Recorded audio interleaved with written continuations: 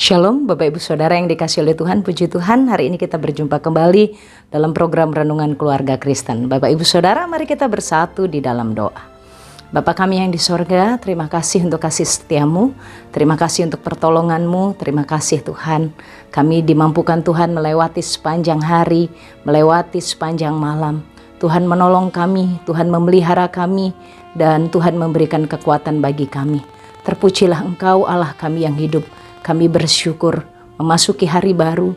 Kami memerlukan firman-Mu menuntun kami. Kami memerlukan firman-Mu Tuhan menjaga kami Tuhan. Sehingga langkah kami tidak menyimpang dari apa yang Engkau tentukan. Berkatilah hamba-Mu, urapilah hamba-Mu demi nama Tuhan Yesus Kristus. Amin. Bapak Ibu Saudara yang dikasihi oleh Tuhan, perikop renungan kita hari ini terambil dari Habakuk pasal 2 ayatnya yang ke-6 sampai dengan ayat yang ke-11. Habakuk pasal 2 ayat yang ke-6 sampai dengan ayat yang ke-11. Demikianlah sabda Tuhan. Bukankah sekalian itu akan melontarkan peribahasa mengatai dia, dan nyanyian olok-olok serta sindiran? Celakalah orang yang menggaruk bagi dirinya apa yang bukan miliknya. Berapa lama lagi? Dan yang memuati dirinya dengan barang gadaian? Bukankah akan bangkit dengan sekonyong-konyong mereka yang menggigit engkau, dan akan terjaga mereka yang mengejutkan engkau, sehingga engkau menjadi barang rampasan bagi mereka. Karena engkau telah menjarah banyak suku bangsa, maka bangsa-bangsa yang tertinggal akan menjarah engkau. Karena darah manusia yang tertumpah itu, dan karena kekerasan terhadap negeri, kota, dan seluruh penduduknya. Celakalah orang yang mengambil laba yang tidak halal untuk keperluan rumahnya, untuk menempatkan sarangnya di tempat yang tinggi dengan maksud melepaskan dirinya dari genggaman malapetaka. Engkau telah merancangkan celah ke atas rumahmu ketika engkau bermaksud untuk menghabisi banyak bangsa. Dengan demikian engkau telah berdosa terhadap dirimu sendiri, sebab batu berseru-seru dari tembok dan balok menjawab dari rangka rumah. Amin. Bapak Ibu Saudara yang dikasihi oleh Tuhan, perikop perenungan kita hari ini mengingatkan bagaimana Allah akan menjadi pembela bagi umat Tuhan.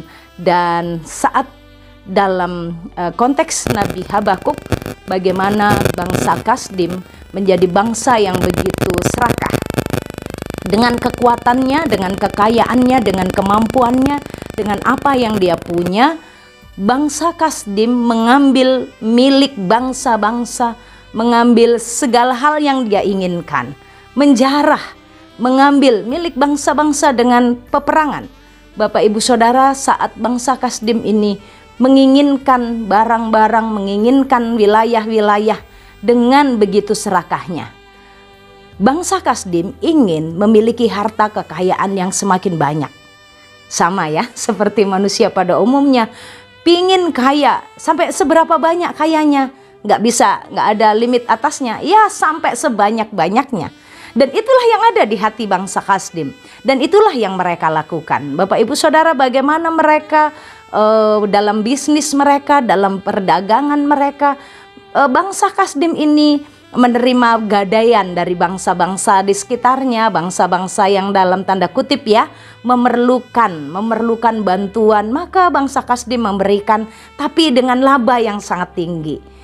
Ya, dengan gadaian, apa istilahnya itu ya, memberikan jaminan-jaminan, lalu jaminannya itu diambillah oleh bangsa Kasdim. Bapak Ibu Saudara yang dikasihi oleh Tuhan, bagian ini sangat relate ya, ada di sekitar kita dan dalam kehidupan kita. Kadang karena ingin menjadi kaya, karena ingin mendapatkan keuntungan yang lebih banyak, di sekitar kita di tengah situasi yang sulit ini banyak loh orang-orang yang memerlukan. Dan jika mungkin Bapak Ibu Saudara punya dana lebih, Bapak Ibu bisa invest, bisa memberikan pinjaman, lalu ya bagaimana dengan style, dengan gaya hidup di dunia ini, orang-orang bisa memberikan pinjaman dengan bunga 10%, 20%, 30%, ya dengan batas waktu tertentu, nanti kalau tidak bisa membayarnya dan akan berbunga lagi dan harus tetap bayar bunga. Dan itu sebenarnya bukan memberi pertolongan, tapi sebenarnya ini adalah cara untuk menjadi kaya. Bapak Ibu Saudara, sangat jelas dalam bagian ini mengingatkan. Yang pertama, bagian ini mengingatkan dan menghiburkan orang-orang percaya. Orang-orang percaya, jika engkau menghadapi penindasan, menghadapi perlakuan orang-orang yang begitu kejam tanpa belas kasihan, ingatlah Tuhan yang akan menolong kita. Tuhan yang akan bertindak atas mereka. Tuhan menolong kita, Tuhan bertindak atas mereka. Apa tindakan Tuhan kepada orang-orang yang kejam tanpa belas kasihan, orang-orang yang berbuat jahat ini Bapak Ibu Saudara? Kejahatan Kasdim disebutkan dengan jelas bagaimana menggaruk bagi dirinya sendiri yang bukan miliknya, memuati dirinya dengan barang gadaian, dan sekonyong-konyong menggigit mereka, dan mereka menjadi kaya. Tujuannya menjarah banyak suku bangsa supaya mereka menjadi kaya, supaya rumahnya berada di tempat yang tinggi, supaya rumahnya berada di tempat yang aman, tidak terkena banjir, jadi dibangunlah tinggi-tinggi. Dan bagaimana mendapatkan uangnya? Ini tadi dengan mengambil gadai, dengan mengambil laba yang banyak. Bapak Ibu Saudara, Tuhan katakan, celakalah, celakalah, dan celakalah. Hal ini mengingatkan kita, di tengah situasi yang ada, mari tetap bekerja dengan benar. Mari bekerja dengan cara yang Tuhan kehendaki. Bapak Ibu Saudara, pekerjaan kita tidak aji mumpung. Mumpung ada orang membutuhkan, mumpung ada orang butuh bantuan, jadi kita bisa memanfaatkannya untuk kita bisa mendapatkan keuntungan. Waktu kita mau menolong orang, kita pikirkan, apa untungnya untuk saya? Berapa untung yang saya dapat? Bapak Ibu Saudara, hati-hati, hati-hati. Kita diingatkan untuk memiliki hati yang murni, hati yang benar di hadapan Allah. Bapak Ibu Saudara, Tuhan tidak melarang untuk anak-anak Tuhan, keluarga Kristen menjadi kaya, tidak. Tapi caranya diperhatikan oleh Tuhan. Caranya diperhatikan oleh Tuhan, prosesnya diperhatikan oleh Tuhan. Bagaimana proses kita mendapatkannya? Bagaimana proses itu dalam membangun rumah? Bapak Ibu Saudara, saat ini banyak ya, bukan hanya zaman sekarang sih. Dari zaman saya masih kecil, kalau ditanya anak-anak mau jadi apa? Jawabannya mau jadi orang kaya. Kalau berumah tangga, bangun rumah tangga juga yang diinginkan menjadi keluarga yang kaya. Jarang sekali terdengar. Saya mau menjadi orang yang diberkati Tuhan. Saya mau menjadi keluarga yang kuat di tengah tantangan. Saya menjadi keluarga yang benar di hadapan Allah. Bapak Ibu Saudara, berkat Allah akan Tuhan nyatakan kepada orang yang jalannya lurus, yang jalannya benar, yang hidup di dalam iman. Masih ingat ya, di dalam Habakuk pasal 2 ayat 4, orang benar akan hidup oleh iman. Orang benar akan hidup oleh iman. Miliki dan kerjakan segala sesuatu yang menjadi bagian kita itu dalam iman, bukan di dalam keberdosaan, bukan dalam ambisi, bukan dengan cara yang salah, tapi dengan cara yang benar. Bapak Ibu Saudara yang dikasihi oleh Tuhan, mari kita membangun keluarga Kristen, bukan menjadi keluarga yang memiliki rumah yang megah dan besar, tapi rapuh di dalamnya.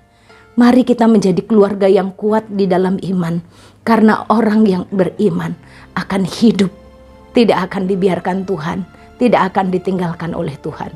Bapak Ibu Saudara, dunia ini fana, segala kemegahannya akan runtuh, akan berakhir.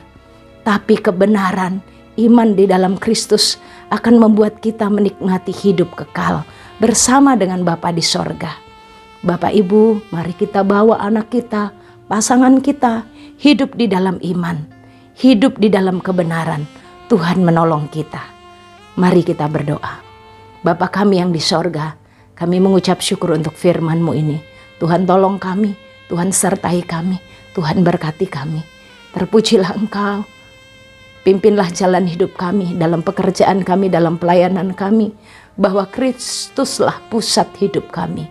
Dan Tuhan jaga kami untuk kami melakukan firman-Mu. Berkati semua keluarga Kristen, berkati Bapak Ibu Saudara dalam segala tantangan dan pergumulan yang mereka alami. Kami percaya saat kami berada di dalam Tuhan, kami tidak akan dibiarkan, kami tidak akan ditinggalkan. Arahkan hatimu kepada Tuhan dan terimalah berkat Tuhan. Tuhan memberkati engkau dan melindungi engkau. Tuhan menyinari engkau dengan wajahnya dan beri engkau kasih karunia. Tuhan menghadapkan wajahnya kepadamu dan beri engkau damai sejahtera dari sekarang sampai selama-lamanya. Amin. Shalom, Tuhan Yesus memberkati.